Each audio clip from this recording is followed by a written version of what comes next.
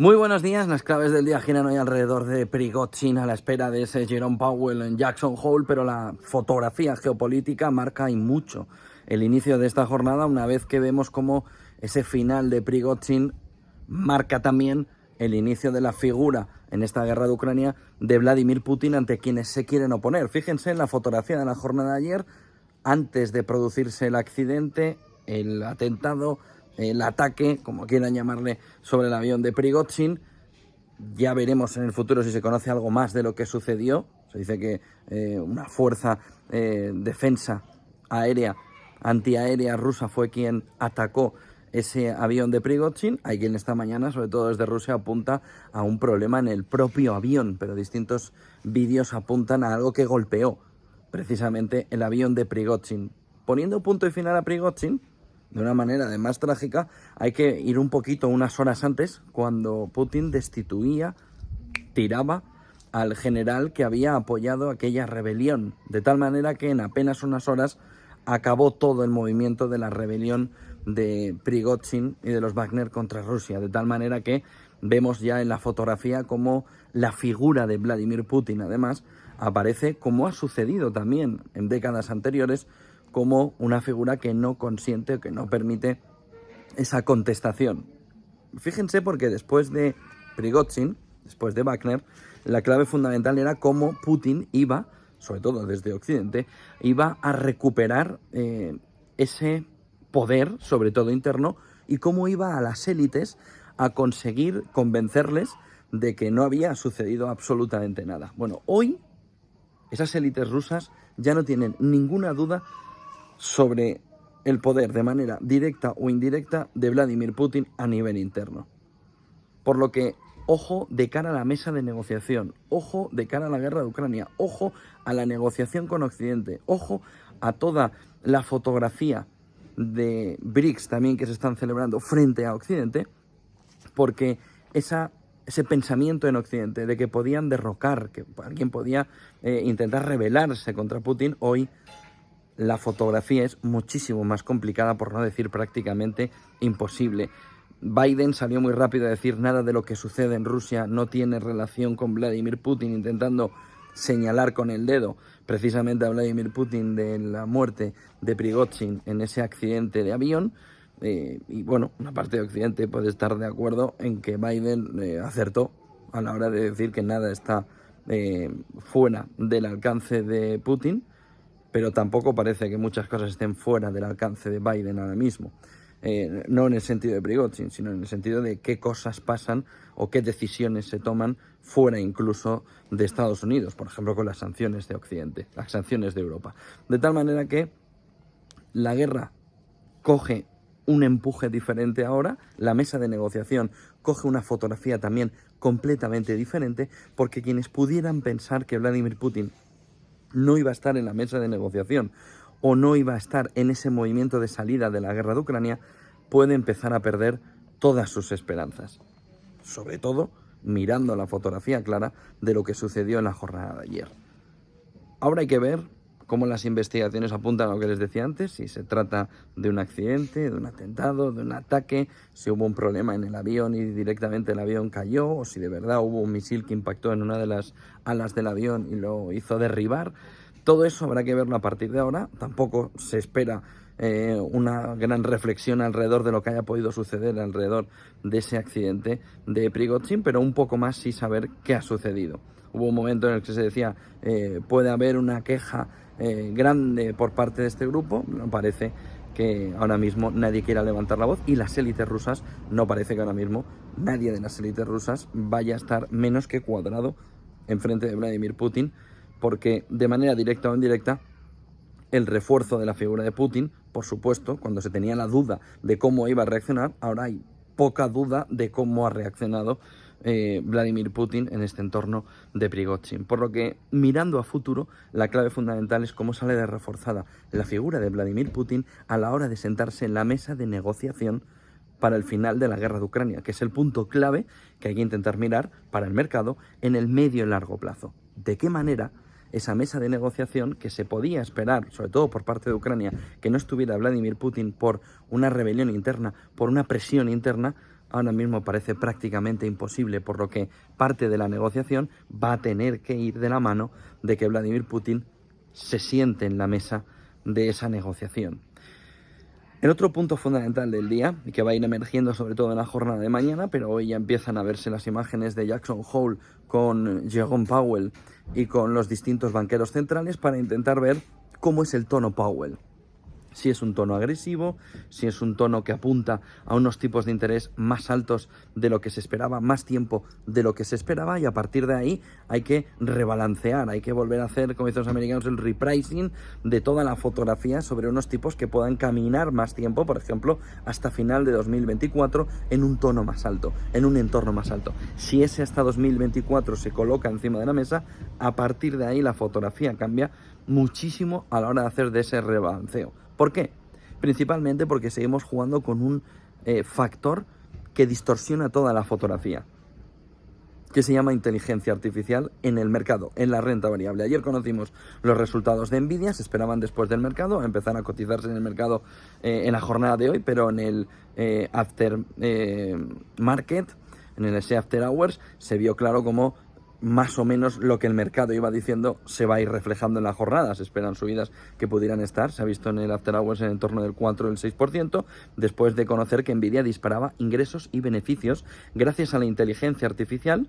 Es verdad que cumplía el guión previsto, es decir, se espera que haya un movimiento que no estuviera ya esperado de antemano. Sube el beneficio un 262%. Sube el beneficio un 262% comparado con el año pasado, con el mismo periodo del ejercicio anterior, 262%. Prácticamente en todos los sectores donde se están moviendo videojuegos, esos chips, lo están reventando, 262%. Y aquí quería hacerle una comparación. Fíjense este gráfico de aquí que refleja muy bien la fotografía, sobre todo, de cómo está sucediendo entre Nvidia y su fotografía con Alemania, entre Estados Unidos y Alemania. Fíjense la diferencia, sobre todo cuando decimos Europa, crecimiento, growth, frente a Estados Unidos. Miren este primer gráfico, Nvidia contra Infineon. Miren Infineon en la parte baja, en la línea amarilla. Miren Nvidia completamente disparado, formando parte del club del $1 trillón. ¿Qué es lo que nos está reflejando? Que ahora mismo Estados Unidos va por otro carril, pasándole por la derecha y por la izquierda al motor europeo, que ha dejado de ser motor. Pero vamos a comparar no solo Infineon contra Nvidia, sino Nvidia contra las 40 compañías alemanas del Composite Blue Chips, es decir, las 40 principales compañías tecnológicas alemanas contra Nvidia. Miren el gráfico, cómo supera y con mucho supera las Blue Chips, ese total DAX Market, en el sentido, sobre todo, del Composite, pero como la distancia de todo el Composite, de todo ese DAX de de capitalización bursátil frente a Nvidia es ya menor. Se va acercando una sola compañía. De tal manera que nos estaría reflejando cómo este movimiento de Nvidia tiene por detrás algo fundamental, y es la hegemonía estadounidense, a costa incluso de Europa, que está viviendo un camino de entrada a esa inteligencia artificial gracias a esos chips de última generación, en el que no consigue coger el camino que se esperaba. China es otro de los protagonistas, Japón y el vertido de Fukushima al mar. China acaba de anunciar esta mañana que prohíbe el pescado japonés tras esos vertidos de Fukushima al mar, y amplía, y de una manera más agresiva, la crisis en el Pacífico. Se lo están diciendo por todos los lados. En Corea del Sur también hay protestas contra esos vertidos que Japón dice están completamente controlados y no suponen un problema para la venta luego, la agroalimentación, ese pescado para la venta, luego para su consumo. Pero tanto China como los ciudadanos en Corea del Sur que han salido a protestar están apuntando, ojo, porque es un acto irresponsable que tendrá consecuencias a largo plazo. ¿Dónde hay preocupación? En China, ciudadanos de Corea del Sur, pero hoy empieza a ver cómo es el flujo del agua. Hoy empieza a verse distintos informes que apuntan que ese flujo de agua va hacia Estados Unidos y luego va también hacia América del Sur.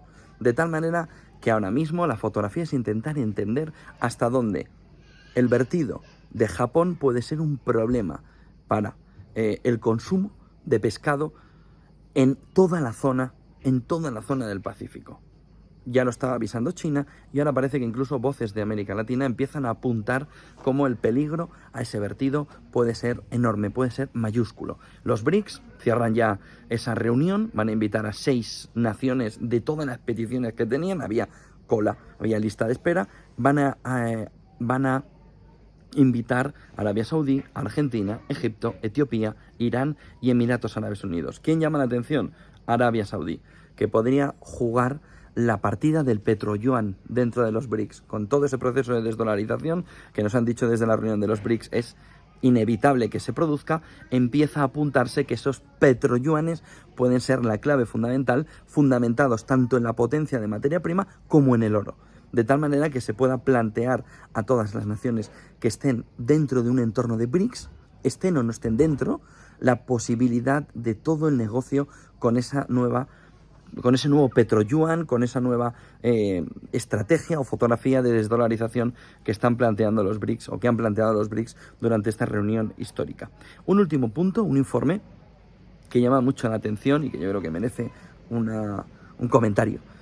Sobre todo ahora en verano, ha salido un estudio que señala a Bloomberg, señala a los grandes medios internacionales anglosajones, que apuntan a que hay una creciente desconexión denunciada por los trabajadores que están en teletrabajo sobre la compañía.